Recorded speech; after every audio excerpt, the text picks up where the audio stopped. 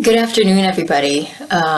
First, before I introduce myself or start anything, I want to thank the Moreno Valley Public Library for holding this local authors expo. It's really hard for us authors to get out into bookstores and libraries and promote our work and to talk about the craft of writing right now due to the COVID restrictions.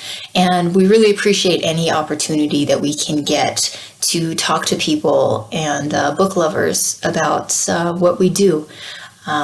So thank you again.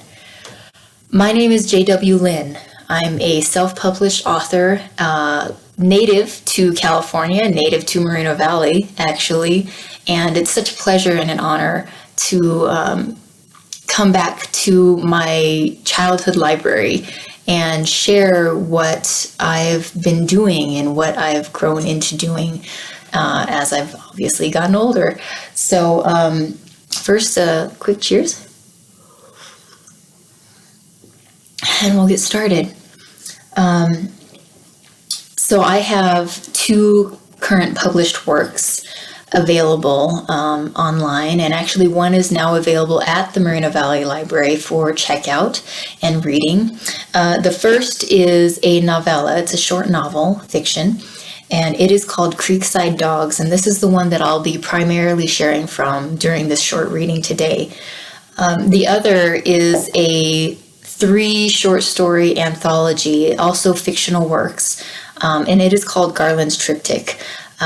This is the one that's available at the library for checkout and reading and perusing, so feel free to do that. So just a little bit about me before I get started. I have a couple of chapters that I wanted to read from Creekside Dogs, but first about me. Again, I'm a native Moreno Valleyan. And I graduated from Canyon Springs High School in 2000. Hopped around to different universities. I went to school in Flagstaff, Arizona for a little while, then came back and attended UC Riverside for their creative writing program there that was at the time nationally known for being one of the very few accredited creative writing programs. I had excellent professors there. I learned a lot about writing and what it takes to really hone in on the craft of storytelling. And I graduated from there with my Bachelor of Arts in Fiction Emphasis in 2007. And since then, I've been dabbling in different areas of work from I was doing some substitute teaching, some retail, some human resources stuff. And then in 2013, my husband and I moved to Minnesota for a time, and we started a new life there. And I decided, since I was jobless, that I would really pursue just writing, even if it wasn't for myself. So I actually started a freelancing writing and editing company that I had been doing for several years, actually, and it's still at this time part-time ongoing, but I did that for a long time, and it was such a great experience because I was able to hone my craft while aiding other authors in developing works for themselves. So I was an editor, a proofreader, a manuscript analyzer. I sent people some feedback on their manuscripts in whole.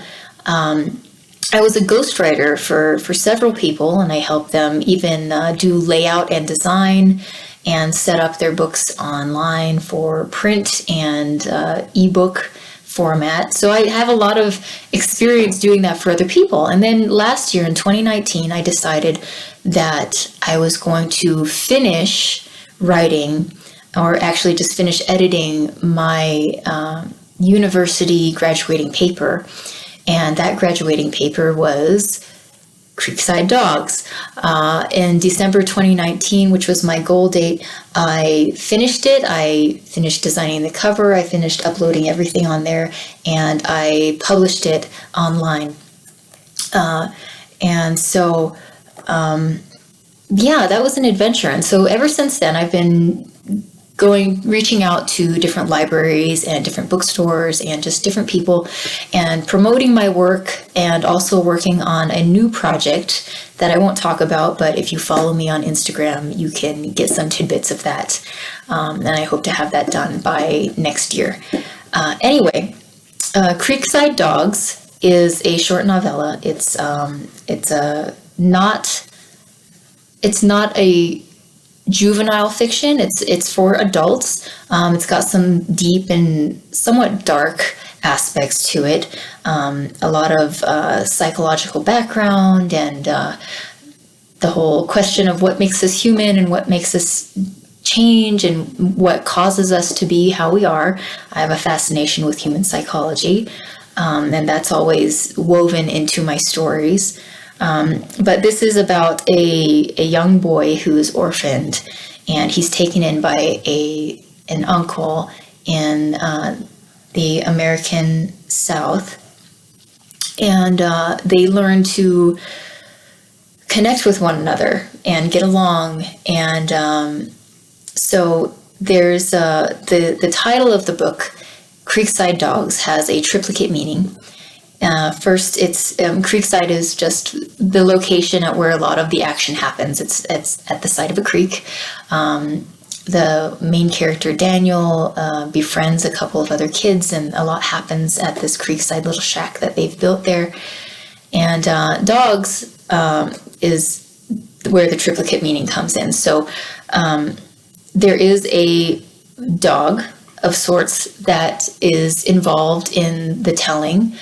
He's not really a main character, but he's a catalyst for the development of our two main characters, Daniel, who's the boy, and Barry, who is the uncle.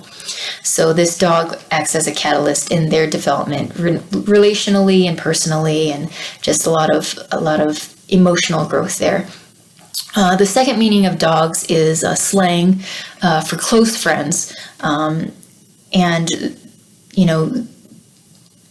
the dogs, slang-wise, that it is referring to are the three children. That is Daniel and his two friends, so they become very close. The third meaning behind dogs is another slang term, which means a lowly, lower class person, of little significance, just sort of a non-important person. And that's who Daniel and these two kids, they feel like they are dogs in the class of human beings, that they are not important, that they have no worth. And it's in that emotion and that feeling that they bond with each other and they learn about themselves. So anyway, I'm going to read chapter 2 from this. It's a little introduction to Daniel, and it's pretty short, so I'll keep it short. So, Chapter 2, Creekside Dogs. Daniel McCoy was used to the city. Before experiencing Marblin, which is the new town that he lives in, his idea of nature was the koi in the fish pond at the shopping mall, or the pigeons the old women fed at the park. The only halfway wild animals he'd seen were at the zoo, where his parents had taken him for his 9th birthday. That was 2 years ago. His entire life he'd lived on the 5th story of an apartment building surrounded by cement and asphalt and brick. He had never had a pet bigger than a hamster, and he'd always dreamed of having a puppy, although his parents had never let him on account of their tight living quarters. He had never seen real white picket fences before and couldn't recall ever walking a dirt road like the one in front of his uncle's house. He'd never seen green fields go on forever or highways disappear over hilltops. He didn't know how to tell poison ivy from just any old weed. He didn't know what to do if he saw a snake. To him, a brown recluse spider may as well have been the same as any attic cobweb spider, and a fat cockroach was just as bad as anything else he could imagine. Barry Mallock knew all this. By the time he'd gotten dressed that morning, he had already set his mind to calling in a favor to a friend with a bulldozer to clear the backyard of brush and ivy.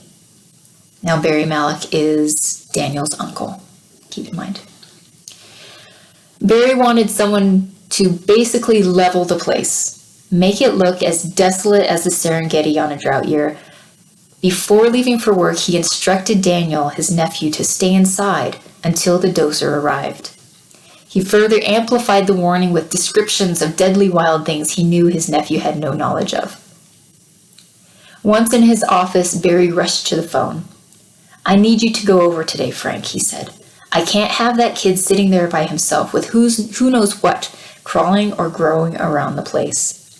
Marjorie is going later today to clean up all the webs and whatever else inside the house that kid oughtn't touch. I need you to do my yard." Barry spoke loudly.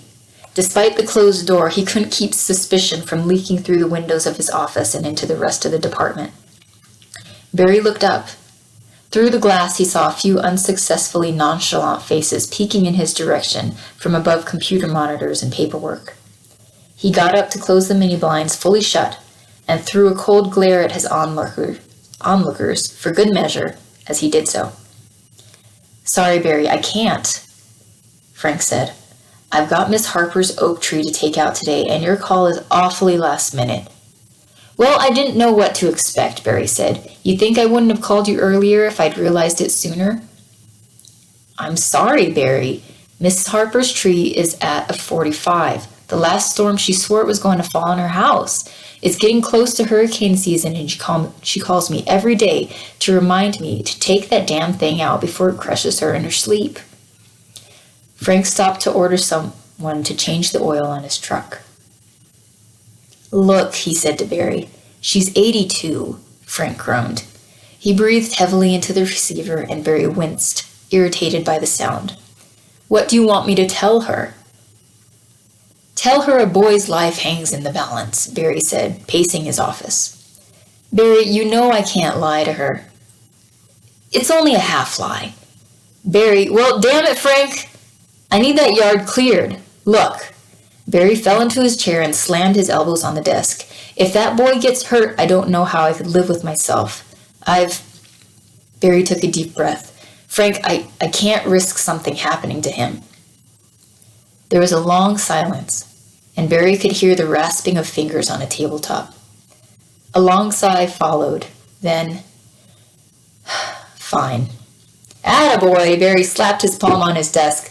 The jolt sent a ballpoint pen rolling onto the floor and underneath his chair. Frank interrupted the celebration. "But you're the one who's going to call Mrs. Harper to tell her why I'm not there today. Lord knows I meant it to her when I said I'd be there this afternoon to take out her stupid tree." "You got it, buddy," Barry said. "I'll call her right now." So that's a little bit of an introduction to Barry, who's the estranged uncle who's suddenly, given this task of taking care of his young nephew, his young 11-year-old nephew. So there were a couple of things that I wanted to talk about. So specifically, since this is a short session, one of the questions that I, and I'm sure a lot of other authors, if not all authors, get when talking to the public about their work or doing readings is, what does writing look like for us? What does writing look like for me? Every author is different. When I was going to school at UCR, every student there had a different way of going about developing their story.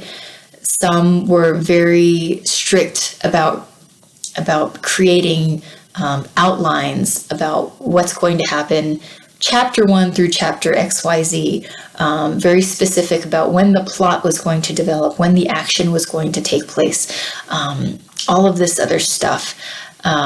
Outlines for everything from plot to characters to charts that bubble charts that showed how characters connected and their backstories, and there's a lot of that going on. So there's a lot of organization that can either go on paper or that can either just be imprinted in the author's mind, and I'm one of the latter for the most part.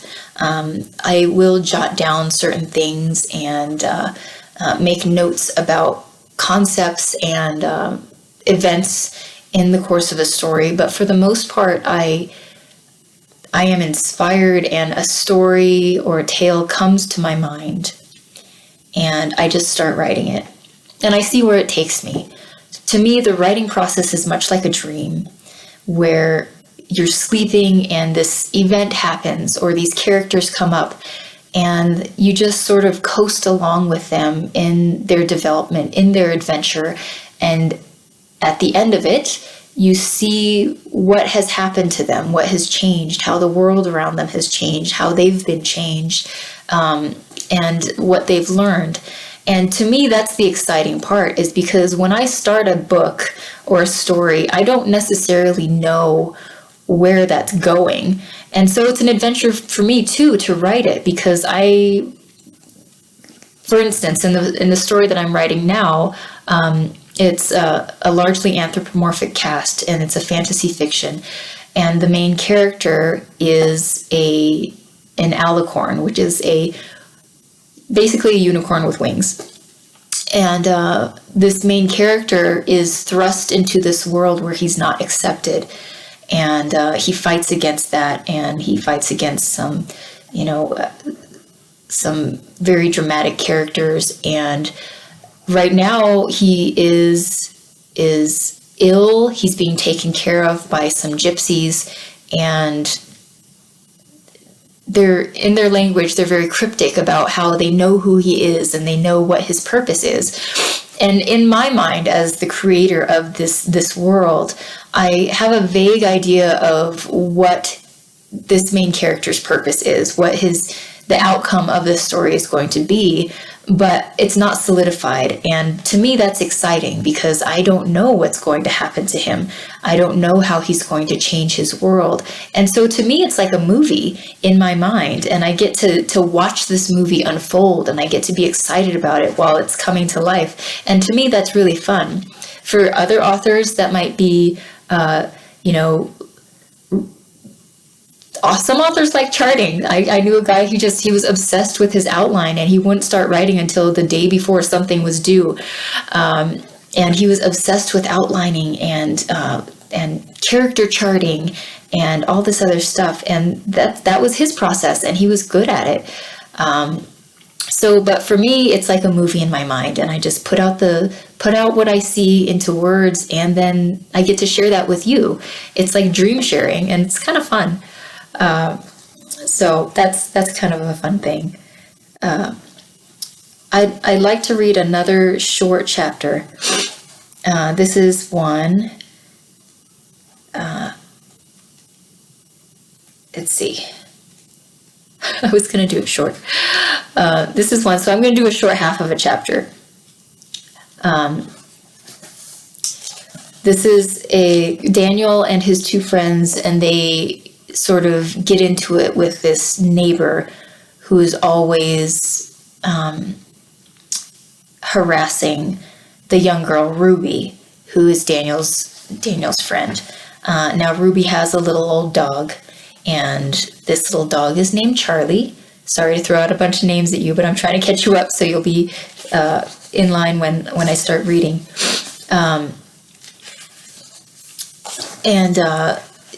This girl Ruby and her dog Charlie have been harassed, and now they've been attacked actually by this elderly man.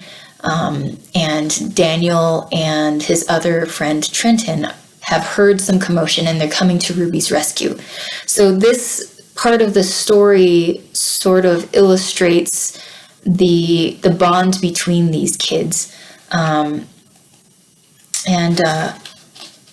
one last thing is that Daniel, at this point, has acquired his own canine and his own dog. And this dog, again, is not a main character, but he's a catalyst for action and for change in Daniel's life.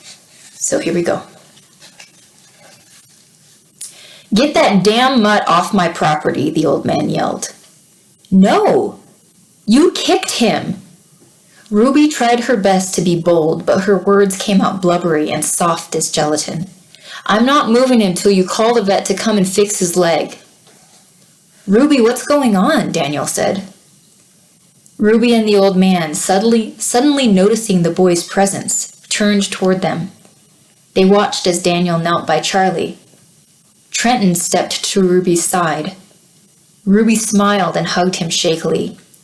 "This man kicked Charlie," she cried. She let go of Trenton and went to kneel on the grass beside Daniel. "He broke his leg." "That dog attacked me." The old man pointed with his cane. "That dog's always been violent to me. Now he's got what he deserves." Trenton almost laughed. "This dog?" He pointed at Charlie, the scruffy, dirty mess of fur laying on the ground beside him. "Mister," he said, "this dog ain't got a violent bone in his body. You must have done something to—" "He sure did," Ruby interrupted. "He grabbed me by the arm when I came up here to give him this salve for his stupid, rotting, stinky feet."